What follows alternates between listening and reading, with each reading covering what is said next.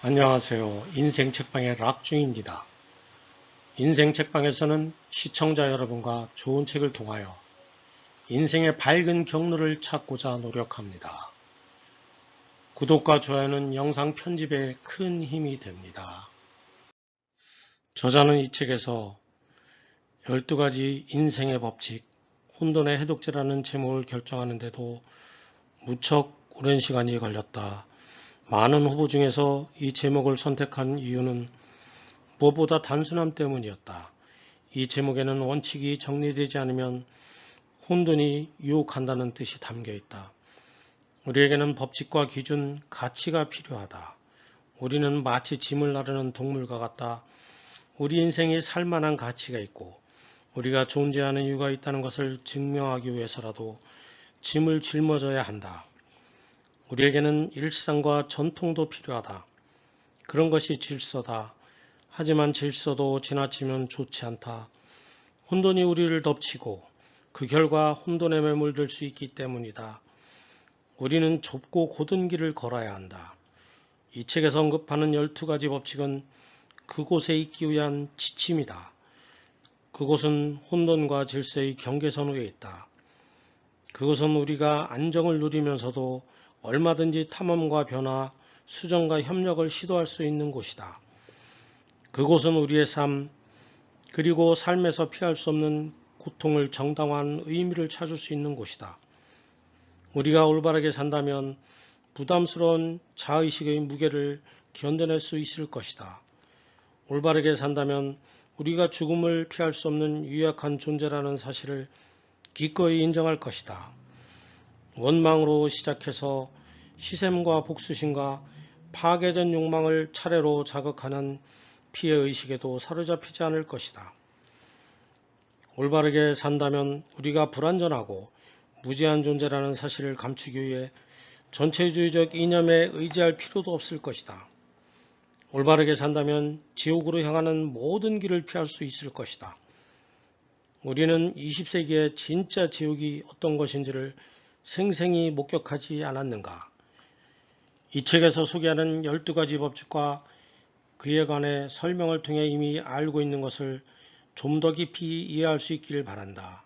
진정한 존재로서 영적 행위를 갈망하고 삶이 부과하는 책임을 기꺼이 지겠다는 의지가 있다면 정말 의미 있는 삶을 살게 되리라 확신한다. 저자는 이 책에서 우리가 인생에 사는 12가지 법칙에 대해서 얘기를 하고 있습니다. 그 혼돈 속에서 우리가 살아남으려면 이 12가지 법칙인 해독제를 잘 우리가 머금어야 살 수 있다라는 그러한 뜻인 것입니다. 자, 그럼 책 속으로 들어가 볼까요? 법칙 1. 어깨를 펴고 똑바로 서라. 어깨를 펴고 똑바로 선다는 것은 겉모습에만 관련된 법칙이 아니다. 우리는 몸뚱이로만 이루어진 존재가 아니라 정신적 존재이기도 하다.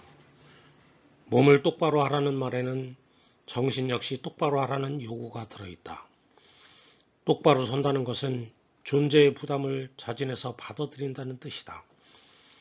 우리가 삶의 요구에 자발적으로 응답하면 신경계가 완전히 다른 식으로 반응한다. 예컨대 재앙 앞에서 얼어붙지 않고 적극적으로 도전한다. 만약 용을 만난다면 겁에 질려 움츠러드는 것이 아니라 오히려 용이 모아둔 황금을 찾아 나선다. 더 높은 서열을 차지하기 위해 당당하게 앞으로 나서고 자신의 영역을 지키고 키우고 개선하려는 의지를 보인다. 이런 모든 변화가 물리적 재구성이나 개념적 재구성을 통해 현실적으로 또 상징적으로 구체화된다. 어깨를 펴고 똑바로 선다는 것은 두 눈을 크게 뜨고 삶의 엄중한 책임을 다하겠다는 의미다. 어깨를 펴고 똑바로 선다는 것은 혼돈을 질서로 바꾸기 위해 적극적으로 노력하겠다는 의지의 표현이다. 자신의 약점이 무엇인지 알고 그것을 기꺼이 받아들이며 인간의 유한성과 죽음을 모르던 어린 시절의 낭만이 끝났음을 인정하겠다는 뜻이다. 또한 생산적이고 의미 있는 현실을 만들기 위해 어떠한 희생도 감수하겠다는 뜻이기도 하다. 어깨를 펴고 똑바로 선다는 것은 방주를 지어 홍수로부터 세상 사람들을 지키고 폭정으로 고통받는 사람들을 이끌고 사막을 건너겠다는 의미다. 안락하고 편안한 집을 떠나겠다는 뜻이고 과부와 어린아이를 무시하는 사람들에게 예언을 전하겠다는 의미다. 어깨를 펴고 똑바로 선다는 것은 옳은 것과 편한 것이 충돌하는 지점에서 십자가를 짊어지겠다는 뜻이다. 폭압적이고 엄격해서 죽은 것과 다름없는 질서를 원래의 출발점인 혼돈으로 되돌리겠다는 뜻이며 그 결과로 닥치는 불확실성을 견뎌냄으로써 궁극적으로 더 의미 있고 더 생산적이고 더 좋은 질서를 만들겠다는 의미다. 따라서 자세부터 반듯하게 잡아야 한다. 구부정하고 웅크린 자세를 당장 버려라. 당신 생각을 거침없이 말하라. 바라는 것이 있으면 그런 권리를 가진 사람처럼 당당하게 요구하라. 다른 사람들이 가진 권리만큼 나에게도 그런 권리가 있다고 생각하라. 허리를 쭉 펴고 정면을 보고 걸어라. 좀 건방지고 위험한 인물로 보여도 괜찮다. 세로토닌이 신경회로를 타고 충분히 흐를 것이고 그러면 두려움도 사라질 것이다. 그 결과 당신 자신은 물론 많은 사람이 당신을 유능한 실력자라고 생각하게 된다. 최소한 그 반대로 생각하지는 않을 것이다. 이런 긍정적인 반응 덕분에 불안감이 줄어들기 시작한다. 사람들이 주고받는 대화에서 그들의 사회적 지위를 짐작할 만한 단서를 찾아내기가 쉬운데 당신의 대화 역시 어색하게 중단되는 일 없이 매끄러게 이어지게 된다. 많은 사람과 좋은 관계를 맺고 그들에게 긍정적인 인상을 남길 기회가 늘어난다. 그 결과 당신에게 좋은 일이 일어날 확률이 높아지고 실제로 좋은 일이 생기면 자신감도 커진다. 자신감과 용기를 찾은 당신은 자신의 약점과 강점을 그대로 받아들이고 더 나은 사람이 되기 위해 좁고 험한 길이라도 마다하지 않을 것이다. 사랑하는 사람이 큰 병에 걸리거나 부모님이 돌아가시더라도 그 아픔을 견뎌낼 수 있을 것이다. 절망의 늪에 빠진 사람들에게 용기와 힘을 북돋워 줄 수도 있을 것이다. 또 대담해진 당신은 삶이라는 항해를 새롭게 시작하고 당신에게 주어진 정의로운 운명의 길을 걸을 것이다. 이때 당신이 찾은 삶의 의미는 죽음이라는 절망 앞에서도 흔들리지 않을 것이다. 이제 당신은 삶에서 피할 수 없는 무거운 짐을 기꺼이 짊어지면서도 그 속에서도 기쁨을 찾을 수 있을 것이다. 싸움에서 승리한 바닷가지를 기억하라. 바닷가지는 3억 5천만 년 동안 이어져온 삶의 지혜를 알고 있다. 똑바로 서라. 가슴을 펴고 법칙이 당신 자신을 도와줘야 할 사람처럼 대하라. 우리는 모두 존중받아 마땅하다. 당신도 존중받을 자격이 있다. 당신은 자신에게는 물론이고 다른 사람에게도 중요한 존재다. 당신은 도도한 역사의 흐름 속에서 중요한 역할을 맡고 있다. 따라서 자신을 소중하게 생각하며 보살펴야 한다. 당신이 사랑하는 누군가를 세심하게 배려하듯이 당신 자신도 똑같이 챙겨야 한다. 당신이라는 존재를 존경받아 마땅한 사람으로 생각하는 습관을 들이는 것도 좋은 방법이다. 그러나 인간이라면 누구나 결점이 있다. 누구나 하나님의 영광을 누리기에 부족하다. 그렇다고 자신과 주변 사람들을 함부로 대해도 괜찮다는 뜻은 아니다. 그렇다면 모두 평생 괴로운 시간을 보내야만 할 것이다. 우리가 자신을 하찮게 여기면 세상은 지금보다 훨씬 살기 힘든 곳으로 전락할 것이고 모든 사람이 세상을 더 비관적으로 볼 것이다. 그것은 우리가 나아가야 할 방향이 분명히 아니다. 나 자신을 책임지고 도와주어야 할 사람처럼 대한다는 것은 나에게 진정으로 좋은 것이 무엇인지를 찾는다는 뜻이다. 내가 원하는 것을 좋은 것으로 착각하면 안 된다. 또한 나를 행복하게 해주는 것도 좋은 것이 아니다. 아이가 원할 때마다 사탕을 주면 그 아이를 행복하게 해줄 수 있다. 그렇다고 사탕이 아이에게 좋은 것은 아니다. 행복은 결코 좋은 것과 동의어가 아니다. 사탕을 줬으면 어떻게든 아이가 이를 닦도록 해야 한다. 추운 겨울날 외출할 때는 아이가 불편하다고 싫어해도 외투를 입혀야 한다. 우리는 아이들이 도덕적이고 책임감 있는 어른으로 성장할 수 있게 도와야 한다. 또 항상 깨어있는 존재로서 자신과 남을 배려하고 정정당당하게 성공할 수 있도록 도와야 한다. 그런데 우리 자신을 위해서는 그렇게 하지 않는 이유가 있을까? 미래를 상상하며 이렇게 생각해보자. 나 자신을 제대로 보살핀다면 내 인생이 어떻게 달라질까? 어떤 일을 해야 과감하게 도전하고 신나게 일하며 세상에 도움을 주고 기꺼이 책임을 지며 보람을 느낄 수 있을까? 시간을 어떻게 써야 더 건강해지고 더 많이 배울 수 있을까? 지금 당신이 어디에 있는지 알아야 한다. 그래야 미래를 위한 계획을 세울 수 있다. 지금의 당신이 누구인지 정확히 알아야 한다. 그래야 한계를 극복할 방법을 찾을 수 있다. 또 당신이 어디를 가고 있는지도 알아야 한다. 그래야 삶에서 혼돈을 줄이고 질서를 재정립하며 세상에 대한 희망을 품을 수 있다. 또 당신이 나아갈 방향을 정해야 한다. 그래야 당신 자신을 다스릴 수 있고 결국에는 원망과 양심과 잔혹성을 떨쳐낼 수 있다. 당신만의 원칙을 명확히 세워야 한다. 그래야 당신을 부당하게 이용하려는 다른 사람들에게서 당신을 지킬 수 있고 안전하게 일하며 삶을 즐길 수 있다. 꾸준히 심신을 단련하고 자신과의 약속을 지켰을 때는 스스로에게 충분한 보상을 줘야 한다. 그래야지 자신을 신뢰하고 동기를 부여할 수 있다. 자신을 어떻게 대해야 더 나은 사람이 될 수 있을지를 생각하고 행동해야 한다. 세상이 더 살기 좋은 곳이 되면 좋겠지만 천국은 저절로 오지 않는다. 천국을 앞당기려면 하나님이 에덴 동산 앞에 세워놓은 심판의 화염검과 죽은 천사들에게 맞설 용기가 필요하다. 목표와 방향의 힘은 얕볼 수 없다. 목표와 방향은 넘을 수 없을 것처럼 보이는 장애물도 넘을 수 있는 길로 바꿔놓는다. 그리고 기회의 문을 열어줄 강력한 힘을 가지고 있다. 우리는 더 강해져야 한다.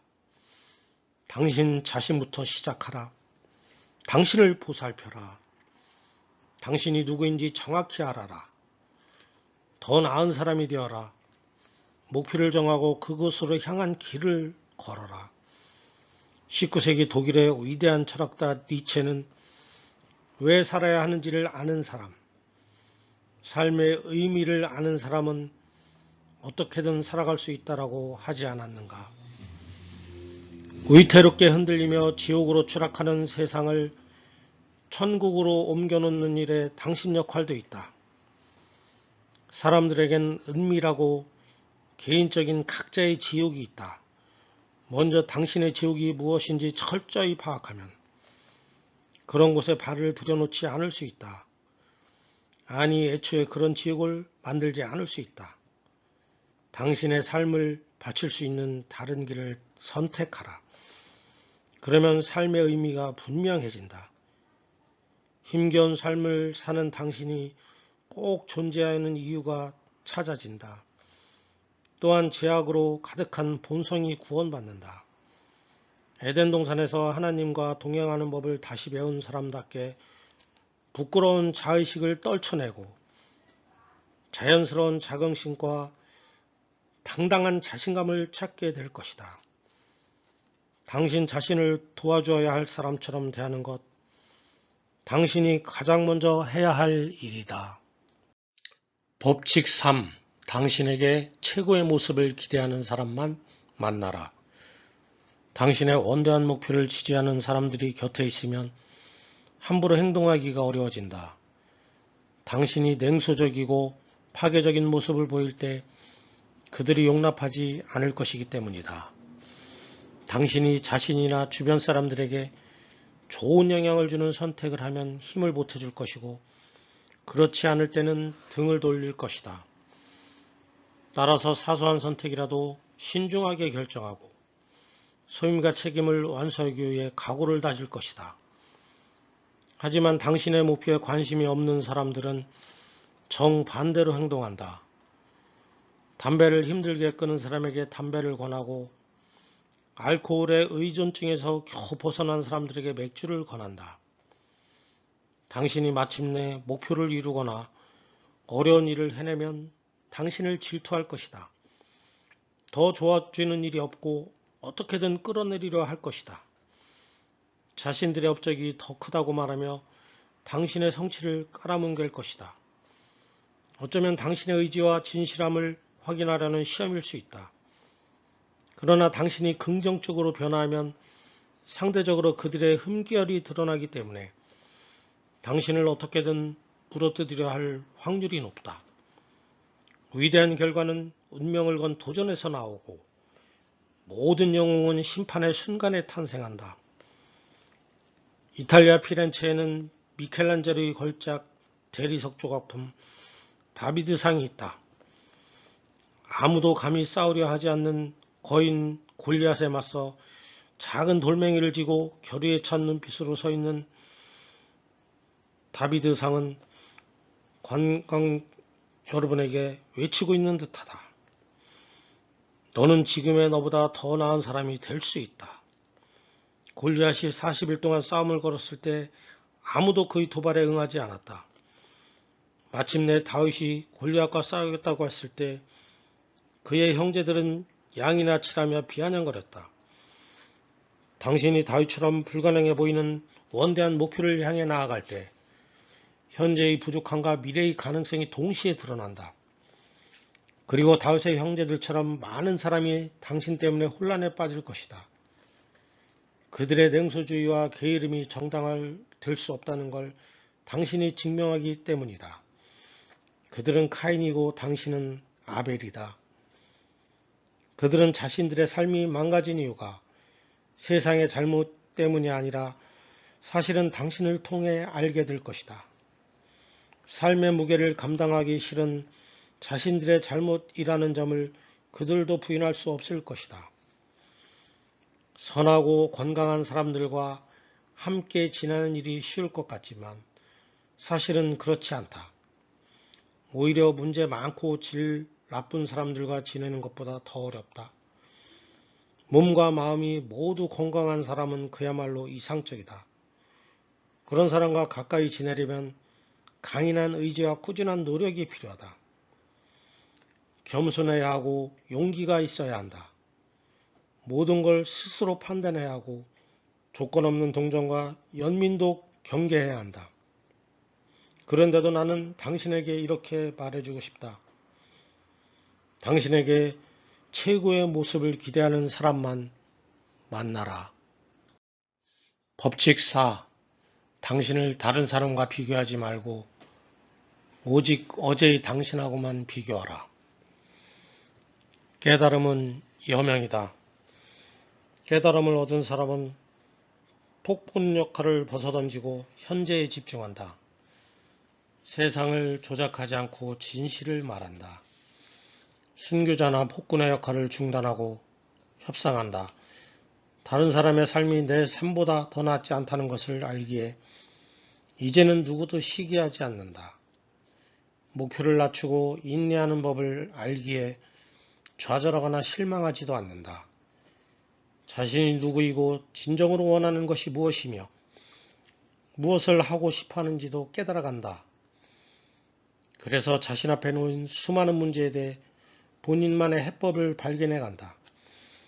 자신이 해야 할 중요한 일이 많기에 남들의 시선에 신경 쓰지 않고 남들 일에 간섭도 하지 않는다.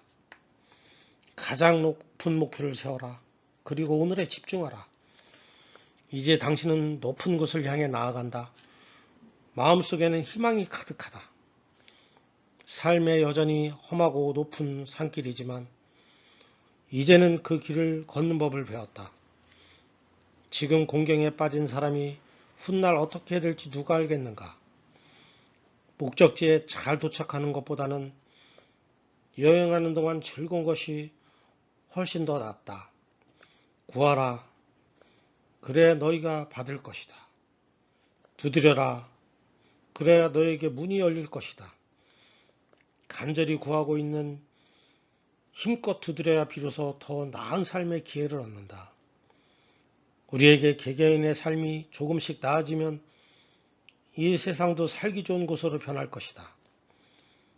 다시 한번 말하지만 현재의 다른 사람과 비교하지 말고 어제의 당신과 비교하라. 법치고 아이를 제대로 키우고 싶다면 처벌을 망설이거나 피하지 말라. 사회와 교육을 잘 받은 4살짜리 아이는 단정하고 예의 바르다. 그렇다고 어리숙한 것은 아니다. 속임수에 잘 넘어가지 않고 절대 호락호락하지 않는다. 다른 아이들과 사이가 좋고 어른들에게 칭찬을 받는다. 다른 아이들이 그 아이와 놀고 싶어하고 그 아이의 관심을 받으려고 경쟁한다. 어른들도 진심으로 예뻐한다는 게 느껴진다. 그 아이를 기꺼이 세상에 소개하려고 애쓴다. 갈등과 책임을 피하려는 부모의 비겁한 양육보다 주변 사람들의 격려가 아이의 개성을 형성하는 데 더 큰 역할을 한다. 자녀가 언제 좋고 언제 싫은지 배우자와 솔직하게 상의해보라. 배우자가 아니라면 아이를 잘 아는 사람과 의논해보라. 아이에게 싫은 면이 있어도 죄책감을 가질 필요는 없다. 당신은 충분히 알곡과 쭉정이를 구분할 수 있고 무엇이 선이고 무엇이 악인지 알고 있다. 아이를 잘 키우려면 먼저 당신의 마음 상태를 정확하게 파악해야 한다. 내가 얼마나 옹졸한지, 무엇에 가장 많이 화가 나는지, 무엇을 가장 싫어하고 두려워하는지를 정확하게 알아야 다음 단계로 나아갈 수 있다. 그런 다음에는 자녀가 올바른 행동하도록 교육해야 한다. 당신에게는 자녀를 훈육할 책임이 있다. 그동안 저지를 수밖에 없었던 실수에 대해서도 책임져야 한다. 어른이라도 잘못을 했으면 사과해야 하고 더 나은 방법을 끊임없이 찾고 배워야 한다. 어쨌든 당신은 아이를 사랑한다. 못된 행동을 하는 아이가 미워질 때는 다른 사람들은 그 행동에 어떻게 반응할지 생각해보라. 당신보다 당신 아이를 더 많이 배려하고 보살필 사람이 어디에 있겠는가? 당신은 당신 아이에게 훨씬 가혹한 벌을 줄 것이다. 그런 일이 일어나지 않도록 미래에 대비해야 한다. 아이에게 바람직한 것과 그렇지 않은 것을 분명하게 알려주어야 한다. 그래야 당신 자녀가 집 밖에서도 인정받는 사람으로 클 수 있다. 산만하게 행동하지 않고 주의를 집중하는 아이, 칭얼대지 않고 주변 사람들을 재미있게 해주는 아이, 짜증 부리지 않고 신뢰감을 주는 아이는 어디를 가도 쉽게 친구를 사귄다. 어른들에게 예의 바르게 행동하고 그들의 말에 귀 기울인다. 선생님에게도 사랑받고 주변 모든 어른에게 환영받는다. 당연히 부모에게 큰 사랑을 받는다. 그런 아이는 냉혹하고 무자비한 적대적인 세계에서도 성공할 가능성이 크다. 분명한 규칙은 자녀 성장에 도움을 줄 뿐만 아니라 차분하고 합리적인 부모가 되는데도 큰 역할을 한다. 사회성 발달과 심리적 성숙이 체적의 균형을 이룰 수 있도록 훈육과 처벌 원칙은 용서와 공정함의 바탕 위에 있어야 한다. 명확한 규칙과 적절한 훈육은 어린아이에게만 좋은 것이 아니다. 가정과 사회와 질서를 확립하고 유지하며 확장하는 데도 도움이 된다.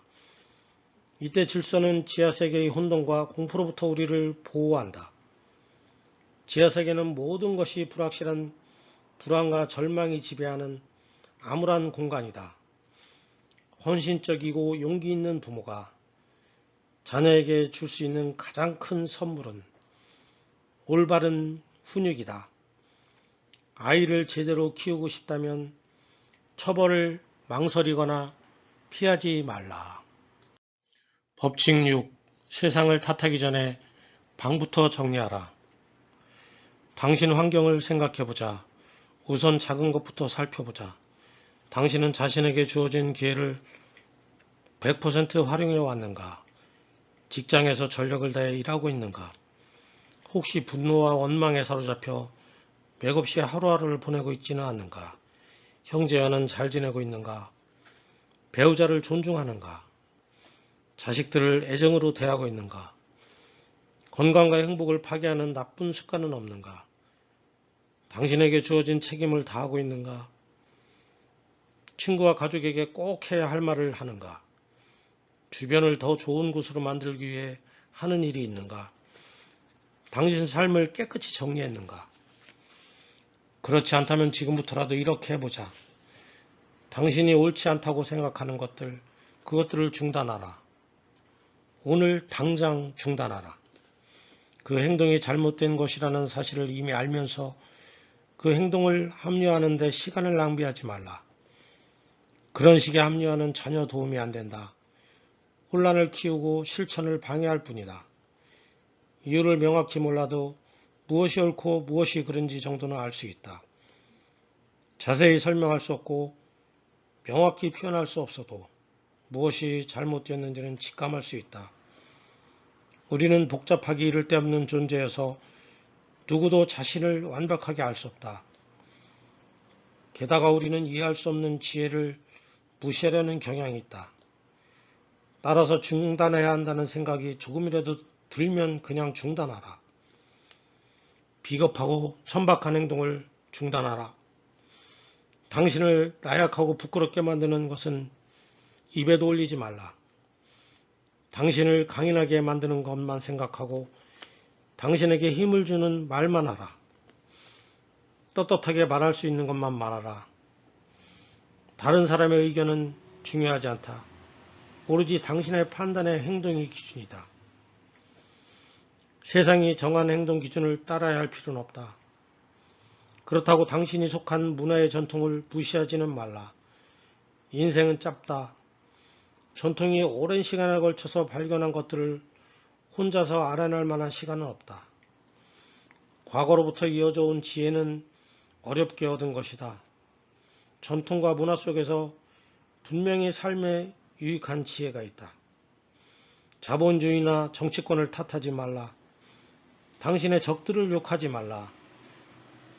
체제를 손봐야 한다고 말하기 전에 당신의 경험을 먼저 정리하라.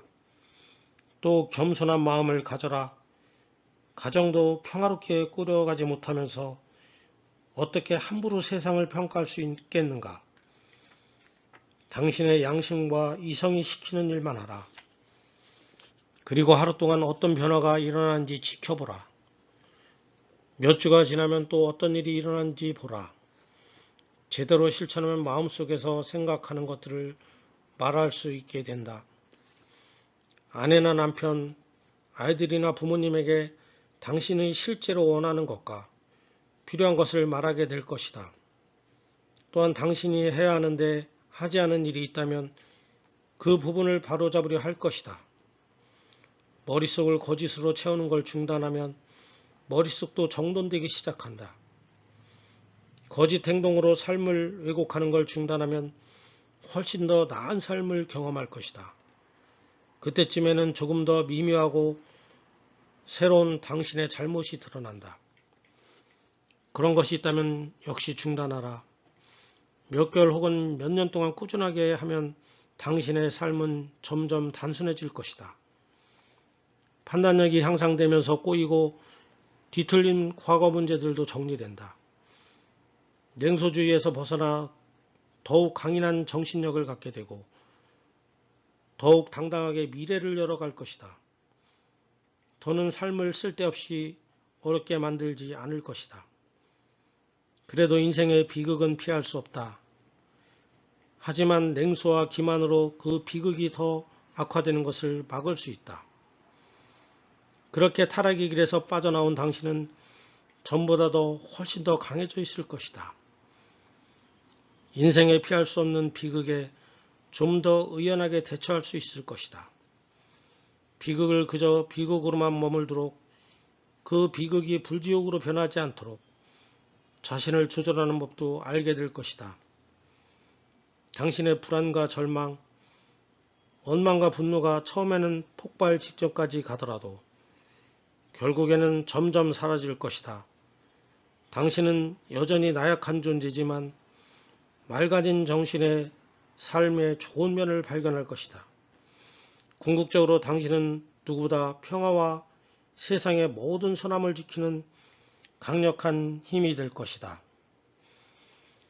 세상을 탓하기 전에 방부터 정리하자. 법칙 7. 쉬운 길이 아니라 의미 있는 길을 선택하라. 편의적인 것은 일시적으로만 효과가 있다. 즉각적이고 충동적이며 제한적이다. 한편 편의적인 것들도 높은 목표에 맞게 잘 선택하고 조절하면 의미 있는 것이 된다. 의미는 언어로 잘 표현되지 않는다. 언어보다 훨씬 강력한 느낌으로 다가온다. 베토벤의 교향곡 합창 중 절정 부분에서 흘러나오는 환희의 송가를 들어보았는가. 오케스트라의 모든 악기가 제 역할을 충분히 해내고 절제된 합창 소리가 이에 더해지면서 절망부터 환희까지 인간의 모든 감정을 아우르는 위대한 작품이다. 환희의 송가는 아름다움이 결국 공허함을 누르고 승리한다는 것을 음악적으로 재현한 걸작이다. 인생의 의미 역시 이런 식으로 서서히 그러나 웅장하게 다가온다. 의미는 원자부터 세포와 기관, 개인, 사회와 자연 및 우주까지 존재의 다양한 층의 기능들이 완벽한 조화를 이룰 때 자연스럽게 생겨난다. 각 층의 움직임은 다른 모든 층의 움직임과 좋은 영향을 주고받는다. 이런 식으로 과거와 현재, 미래가 한꺼번에 조화를 이룬다. 무의 세계를 뚫고 나와 햇살을 향해 열리는 장미꽃 봉우리처럼 의미는 깊은 심연에서 태어나 높은 곳을 향해 나아간다. 의미는 칙칙한 연못바다에서 시작해 맑은 물을 향해 조금씩 올라가다가 결국 수면 위에서 꽃을 피우는 연꽃에 비유된다. 활짝 핀 연꽃의 황급빛 수술은 완벽한 존재인 부처를 상징한다. 부처는 모든 말과 몸짓을 통해 신의 뜻을 드러내고 연꽃은 바로 그런 부처가 전하는 삶의 의미를 우리에게 일깨운다. 의미는 주변의 모든 것이 하나의 고귀한 목표를 향해 움직일 때 생겨난다. 현재의 삶에 안주하지 않고 하루하루를 더 나은 삶을 만들어가겠다는 의미는 주변의 모든 것을 변화시킨다. 인간이 경험한 모든 고난과 역사의 모든 끔찍한 투쟁마저도 선하고 강력한 무엇인가를 성취하는 데 필요한 동력이 되어줄 것이다. 의미는 혼돈과 질서의 궁극적인 균형이다. 한쪽에는 변화와 가능성으로 충만한 혼돈이 있고 반대편에는 오염되지 않은 절대적 질서가 있다. 의미는 혼돈으로부터 새로운 질서를 만들어낸다. 더 순수하고 더 안정적이며 더 생산적인 새로운 균형이 탄생한다. 의미는 한층 풍요로운 삶으로 향하는 길이다. 의미는 사랑과 진실만이 가득한 곳, 사랑과 진실 외에는 바랄 것이 없는 그런 곳으로 우리를 인도할 것이다. 쉬운 길이 아니라 의미 있는 길을 선택하라. 법칙 8. 언제나 진실만을 말하라. 적어도 거짓말은 하지 말라. 진실은 현실을 가장 살기 좋은 곳으로 만든다. 진실은 수천 년이 지나도 꿋꿋이 서 있는 건물을 세운다. 진실은 가난한 사람에게 음식과 옷을 주고 국가를 부유하고 안전하게 만든다. 진실을 말할 때 무한히 복잡한 인간이 단순한 말로 환원된다. 그러면 인간은 서로 적이 아니라 동반자가 될 수 있다. 진실할 때 과거는 진정으로 지나간 것이 되고 미래의 가능성을 활용할 수 있다. 진실은 결코 마르지 않는 최후의 천연자원이다. 진실은 어둠을 밝히는 빛이다. 진실을 보고 진실을 말하라. 진실은 구호도 아니고 이데올로기도 아니다. 많은 사람이 공유하는 의견이라고 해서 진실이 될 수는 없다.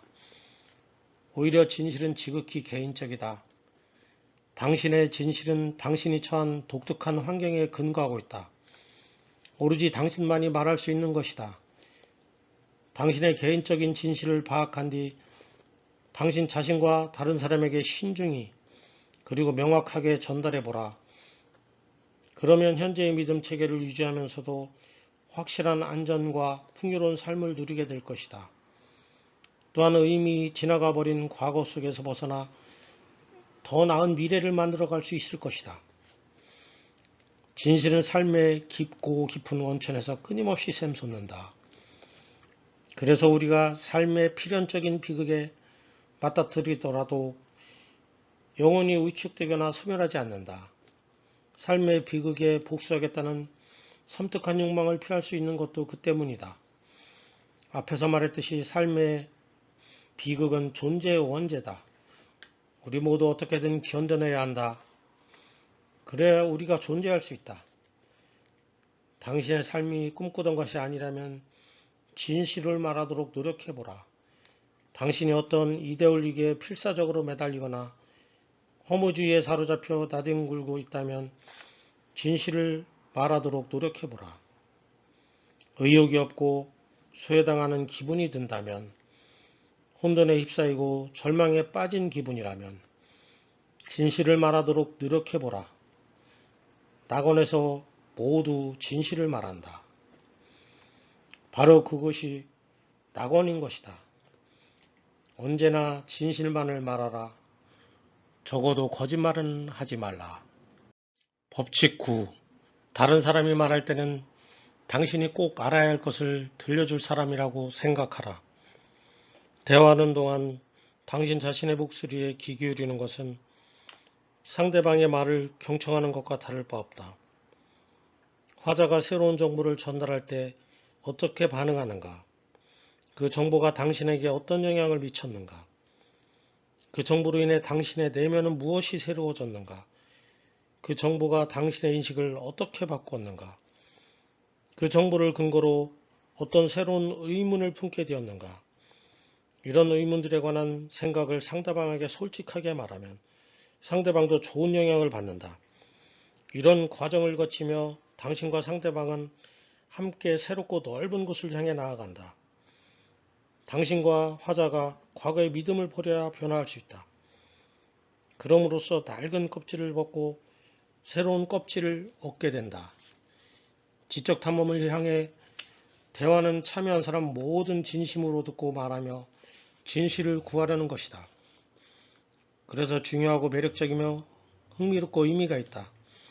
이때 발견하는 의미는 당신 내면의 깊은 곳에서 보내는 신호다. 당신이 반드시 있어야 할 곳, 바로 질서와 혼돈의 경계에 서 있다는 증거다. 도교의 가르침에 따르면 도의 길을 걷고 있는 것이다. 그곳에서 당신은 안심해도 좋을 만큼 안정적이고 언제라도 변할 수 있을 만큼 유연하다. 그곳에서 당신은 새로운 정보를 받아들여 지식을 확장하고 삶의 문제를 해결하며 삶의 구조를 개선하고 삶의 영역을 확장할 것이다. 도의 길을 걸을 때 당신의 존재를 이루는 요소들이 순간 목표를 이룰 방법들을 찾아낼 것이다. 위대한 음악을 들었을 때의 희열을 지적 탐험을 위한 대화를 통해서도 느낄 수 있다. 지적 탐험을 위한 대화를 통해 영혼들이 교감하는 세계로 들어설 수 있다. 그곳은 진실만이 존재한다. 정말 가치 있는 시간이었어. 서로를 진정으로 알게 되었어. 라는 생각이 들 것이다. 경청하는 대화를 통해 모든 가면은 벗겨지고 진실은 밝혀진다. 그러니 당신 자신의 목소리에 귀를 기울이고 상대방의 말을 경청하라. 그러면 이미 알고 있는 것과 서로의 얻은 지식이 합쳐져 지혜로 변할 것이다. 그야말로 최상의 지혜가 아니겠는가. 고대 그리스 델포이 신전의 사제가 소크라테스를 칭송한 것도 바로 이 때문이었다.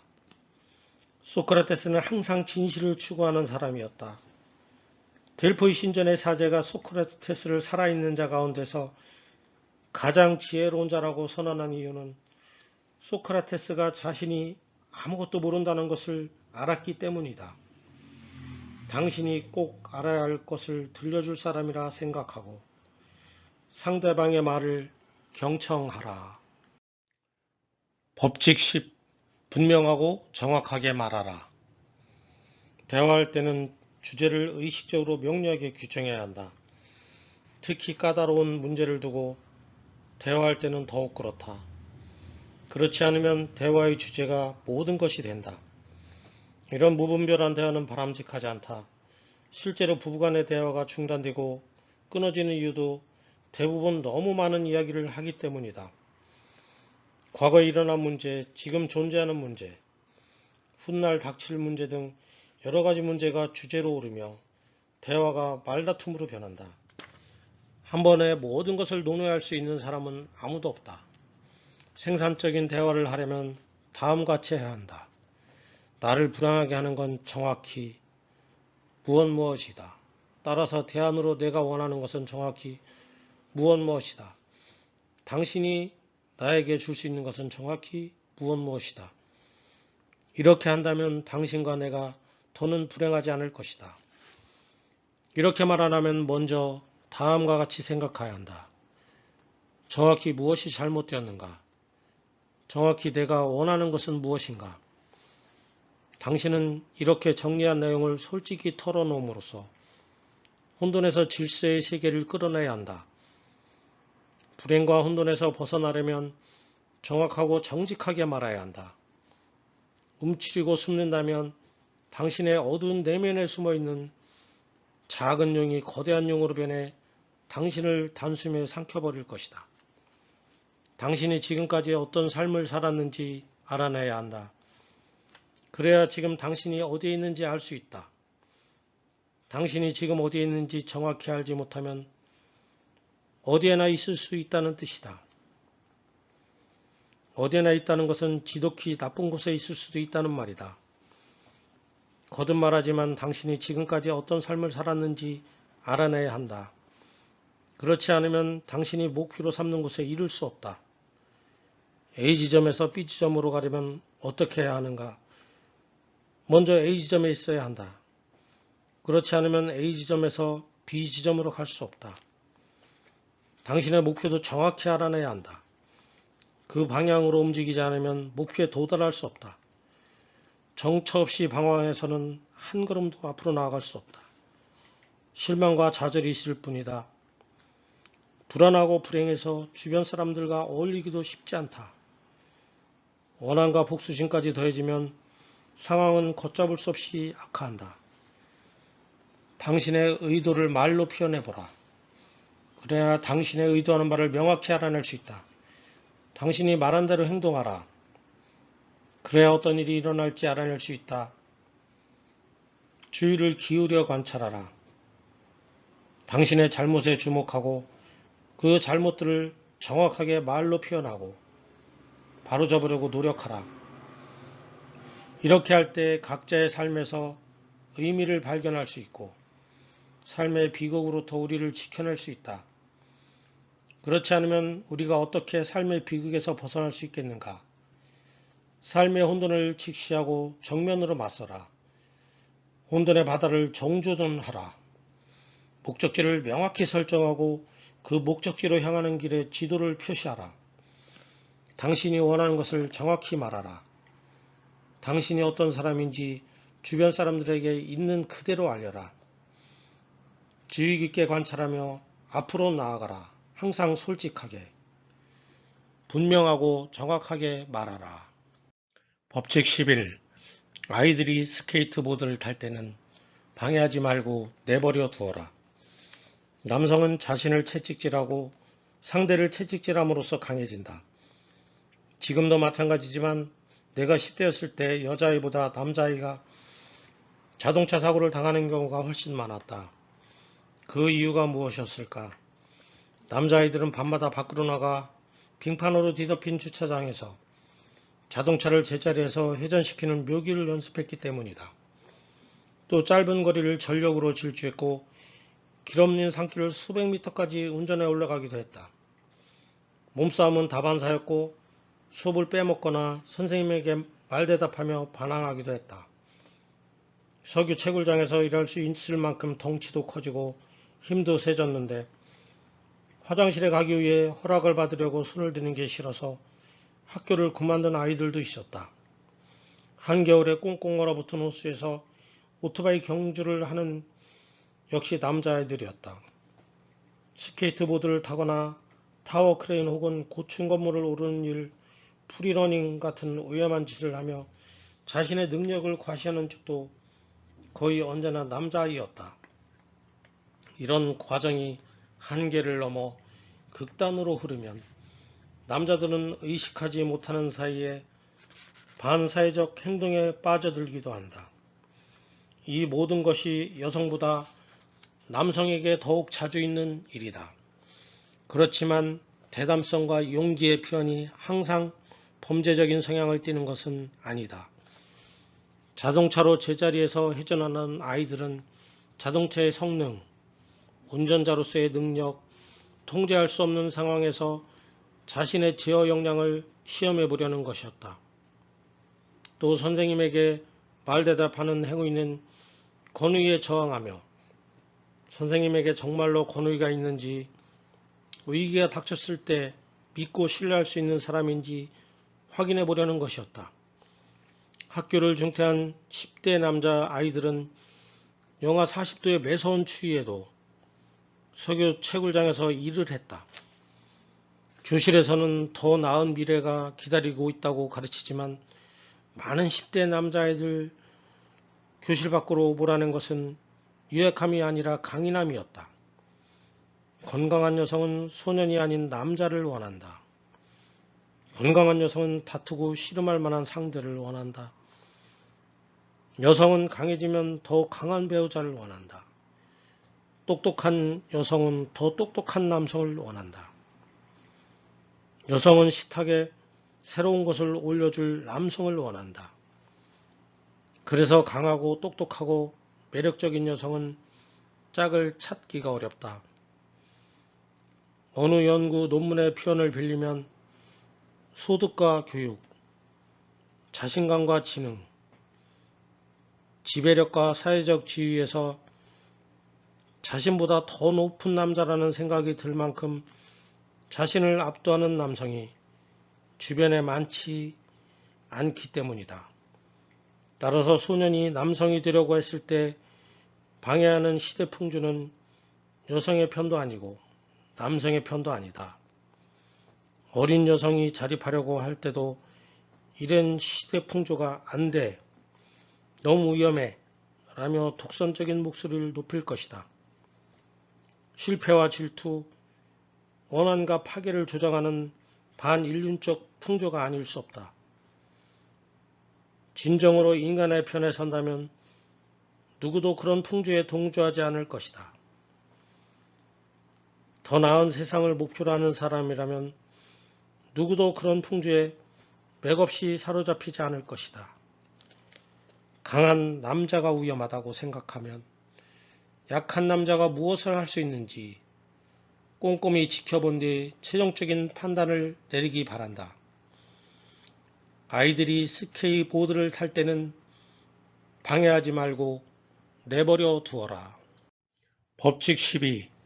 길에서 고양이와 마주치면 쓰다듬어 주어라. 길에서 고양이와 마주치면 여러 가지 일이 일어난다. 나는 멀리서 고양이가 보이면 장난을 걸고 싶어진다. 크게 휘바람을 불어 주위를 끌면 깜짝 놀란 고양이가 털을 부풀리며 옆으로 돌아서서 실제보다 더 커 보이려고 한다. 그들의 진실한 반응을 보면 웃음이 난다. 깜짝 놀라는 고양이의 모습은 정말 사랑스럽다. 그리고 깜짝 놀란 자기 모습에 자존심 상해하며 당황해하는 모습도 사랑스럽다. 그렇게 첫인사를 나누고 나면 쓰다듬어주고 싶어서 허리를 굽혀 고양이를 부른다. 어떤 때는 확 달아나 버리고 어떤 때는 나를 완전히 무시한다. 그것이 고양이다운 반응이다. 가끔은 고양이가 나에게 다가와 내 손에 얼굴 들이밀면서 좋아할 때도 있다. 때로는 콘크리트 바닥에 몸을 뒤집고 누워 등을 활처럼 휘기도 한다. 하지만 이런 자세에서 손을 물거나 핥히기도 한다. 우리 집 건너편에는 진저라는 이름의 고양이가 산다. 침착한 성격에 아주 예쁘게 생긴 샴 고양이다. 진저는 5가지 성격 특성 중 신경성 지수가 낮다. 불안, 두려움, 정서적 고통을 잘 느끼지 않는다는 뜻이다. 개들에게 괴롭힘을 당하지도 않는다. 우리 개 시코와는 친절한 사이다. 가끔 진저를 부르면 꼬리를 높이 세우고 종종걸음으로 길을 건너온다. 자발적으로 올 때도 있다. 그러고는 시코 앞에서 등을 바닥에 대고 눕는다. 시코는 꼬리를 흔들며 반겨준다. 진저가 가끔 우리 쪽으로 와서 30초 정도 머물다 갈 때도 있다. 그러면 뭔가 뜻밖의 행운이 찾아온 기분이 든다. 기분 좋은 날이라면 기분이 더 좋아지는 선물이고, 안 좋은 날이라면 잠깐 한숨 돌릴 수 있는 시간이다. 아무리 안 좋은 날이라도 주의를 기울이면 그런 작은 기쁨의 순간을 발견할 수 있다. 귀여운 여자아이가 발레복을 입고 길에서 춤추는 모습을 볼 수도 있고, 우연히 들른 카페에서 정성껏 내린 향긋한 커피를 맛볼 수도 있다. 찾아보면 기분 좋은 행운은 얼마든지 있다. 좋아하는 일을 하며 힘내지 20분을 보내도 좋다. 그렇게 고단한 삶을 잠시 잊고 긴장을 풀 수 있다. 나는 심슨 가족을 1.5배 속도로 보는 걸 좋아한다. 아무 생각 없이 낄낄거리다 보면 금세 기분이 좋아진다. 길을 걷다가 고양이와 마주치면 존재의 경이로움이 삶에서 피할 수 없는 고통을 보상해 준다는 것을 잠시나마 떠올려 볼 수 있다. 길에서 고양이와 마주치면 쓰다듬어 주어라. 에필로그. 남을 아는 것은 지혜롭고 자신을 아는 자는 현명하다. 남을 이기기 위해서는 힘이 있어야 하고 자신을 이기기 위해서는 도가 있어야 한다. 많은 물질을 가진 자는 부유하지만 자신이 충분히 갖고 있다는 걸 아는 사람은 도와 하나가 된 사람이다. 자신의 자리를 잃지 않는 사람이 오래가고 죽어도 잊히지 않는 자가 오래 사는 것이다.